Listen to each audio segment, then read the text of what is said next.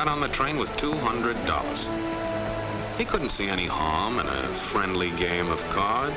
What if the other men were strangers? And take Joe Collins. He's got a nice wife at home. But he met this girl at the bar, and she looked after the first couple of drinks.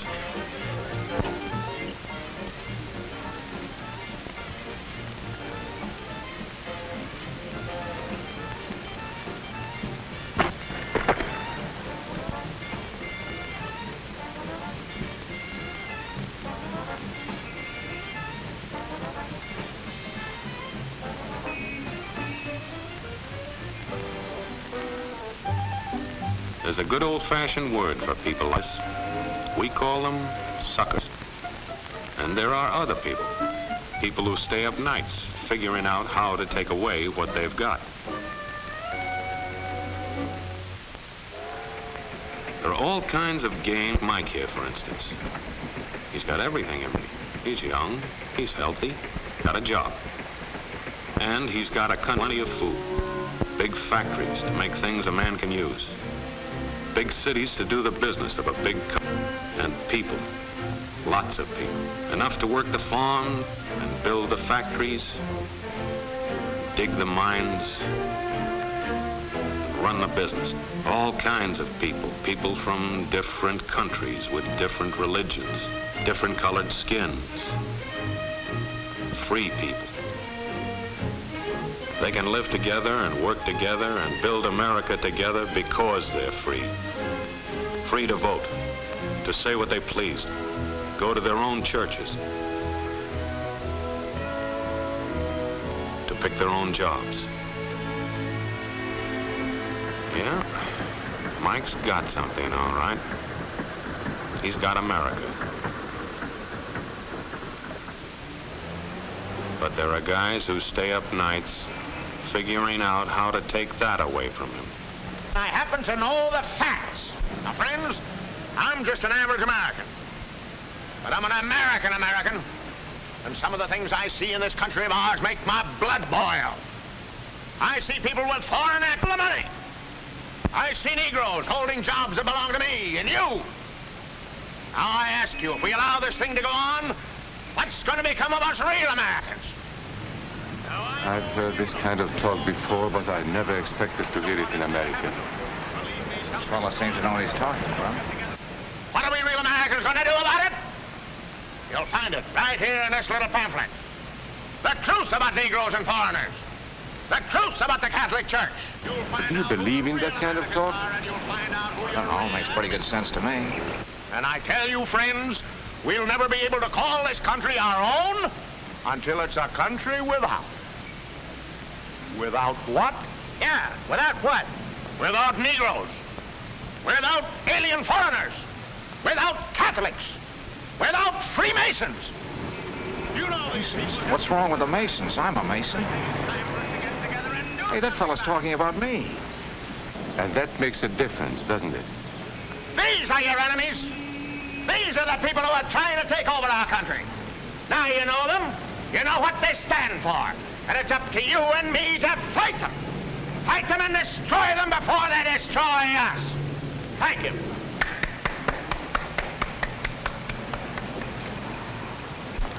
Before he said Masons, you were ready to agree with him. Well, yes, but he was talking about...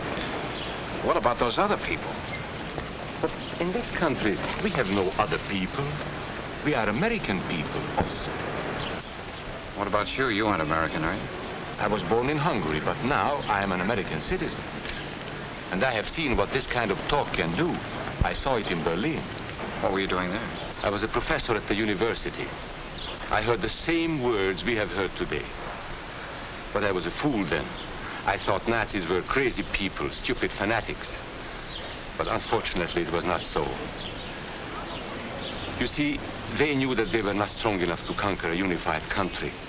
So they split Germany into small groups. They used prejudice as a practical weapon to cripple the nation. Of course, that was not easy to do. They had to work hard to do it. You see, we human beings are not born with prejudices. Always they are made for us. Made by someone who wants something. Remember that when you hear this kind of talk. Somebody's going to get something out of it, and it isn't going to be you. This is not classroom theory. I saw it happen. I saw it first in Berlin in 1932. 5 young men that I knew were standing in the crowd listening to the Nazi speaker. Eric was a Catholic. Anton, a student of mine, was a Jew. Heinrich owned a small hardware store. Karl was a farmer. And Hans was an unemployed metal worker. To all you Aryan Germans, I say it is time you inherited the nation which rightfully belongs to you. To you alone belongs the glorious destiny of the Greater Germany. The Nazi Party will provide land for the farmer, work for the worker, and profits for the small businessman. Who is getting these things now? The Jew. The Jew who has stolen our nation and our birthright. Who makes all the money and takes all our jobs? The Jew! He must be shunned. He must be ostracized. He must be eliminated. And the Catholics. We don't want our great nation run by a foreign church. We Germans will know what to do with these people when the time comes. They and their faith must be destroyed. Then there are the Freemasons. In Germany, we have no place for secret societies. There will be only one society, and that is the Nazi Party. There will be no secrecy about that in the new Greater Germany. One by one, he attacked each minority and he split them off one from the other. These men were all fellow Germans when they came here today. Now they were split into rival groups, suspicious of each other, hating each other. They were being swindled, all of them. But the man who was really being fooled was Hans. He was pure German, according to Nazi standards. To him they promised everything, and he fell for it. That's how Hans became a Superman. They gave him a uniform and they pumped up his ego. He wasn't just a little fellow out of work anymore. He was a member of the master race. Hans and thousands of others like him, all playing a sucker's game. They gambled with other people's liberty, and of course they lost their own. A nation of suckers. Hitler needed these people. There was lots of work to be done. There were trade unions to be smashed, because unions were organized and might offer resistance. There were many political parties in Germany. These the Nazis destroyed. They were determined to smash every organization where people might band together and resist them. There were Jews to be beaten and killed. The Jews were not powerful, but they were a convenient excuse for all the nation's ills. And besides, a Nazi party member could not take over this man's store. Hundreds of Catholics were put in jail because the Catholic Church had strength and could resist the Nazi drive for power. They had split the nation into 100 pieces, and then one by one, they had destroyed the pieces. Over these broken pieces, the Nazis rode into power. One party, one nation, one religion. These men had won their struggle for power. They now ruled all of Germany. But still they had trouble with their oldest and most persistent enemy, the truth. They found that truth does not die easily. And so they decided to abolish truth. One great source of truth is literature. So they burned books, 20 million of them. Many great men in Germany who were spokesmen for truth were jailed or driven from their country. Teachers, writers, scientists. Education was discouraged. In 5 years, college attendance dropped 53%. It was forbidden to listen to a British radio program or read an American newspaper. In Nazi Germany, you had to get your information from Dr. Goebbels. He knew what was best for you. The church was one force in Germany still strong enough to proclaim the truth in public. This Catholic priest was arrested the following day on charges of immorality. The Protestant church also continued to try and fight for truth. The Nazis put this man in a concentration camp. There were others who spoke for truth, and I am proud to say that educators were among them. And what, may I ask, is an Aryan? I don't know myself. But let us see what our present so-called authorities have to say about it. They say he is tall,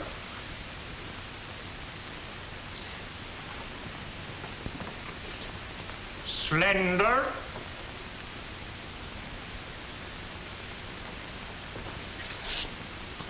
blue-eyed, and blonde. There is no Aryan race. And more important, there is no master race. There are people who may find these ideas convenient, but science cannot support them.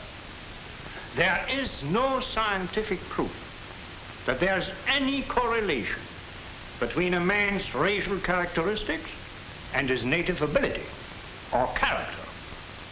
In all racial groups, we find the same range of potentialities. We find idiots and geniuses. We find criminals and philanthropists.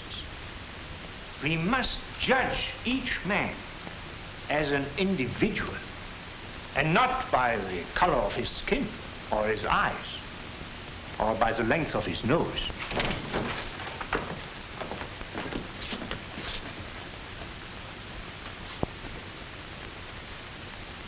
Come in, gentlemen. It's comfortable. And remember that there is no master race. That is a scientific truth. Anyone who tells you otherwise is lying.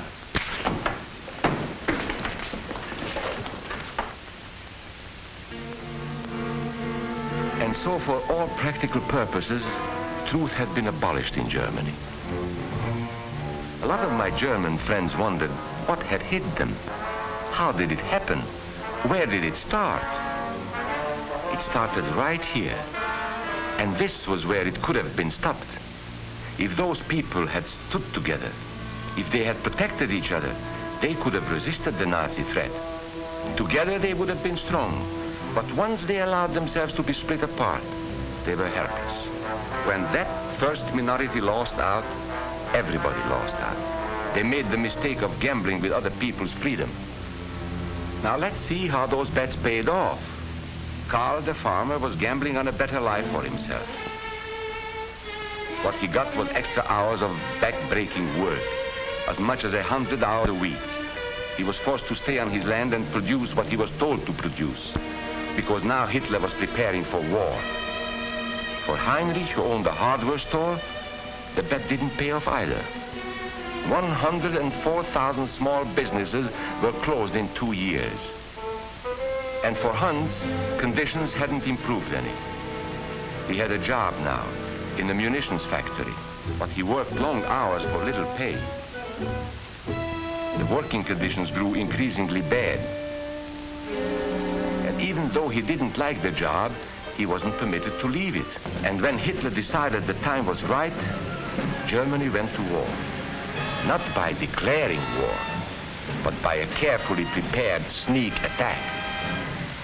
Once again, Hitler needed Hans to do his dirty work. Hans was an expert at brutality this time, and Hitler had decided to use Hans and his brutality against other peoples, the Czechs, the Poles, the French, the Russians. But in the crucial test of war, Hitler's race theories didn't pay off. His pure-blooded supermen were defeated by the mongrel armies he despised. By the British at El Alamein.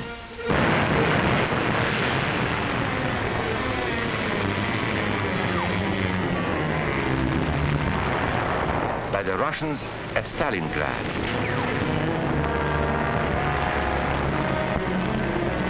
Then on D-Day by American soldiers of every color and religion, who smashed across the Normandy beaches and drove on through to the heart of Germany.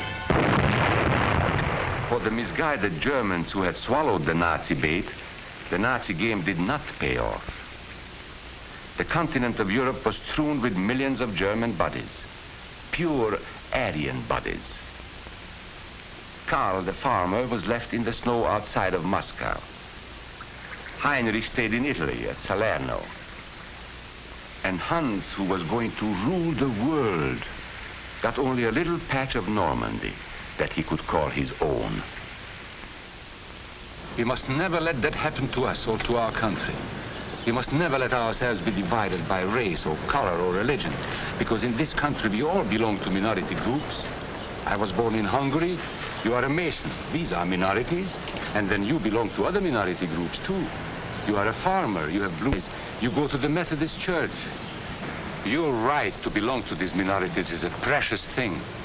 You have a right to be what you are and say what you think, because here we have personal freedom. We have liberty.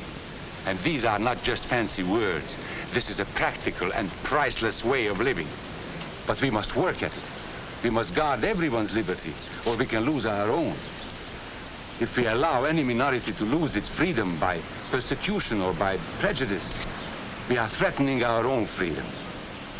And this is not simply an idea. This is good, hard common sense. You see, here in America is not a question whether we tolerate minorities. America is minorities. And that means you and me.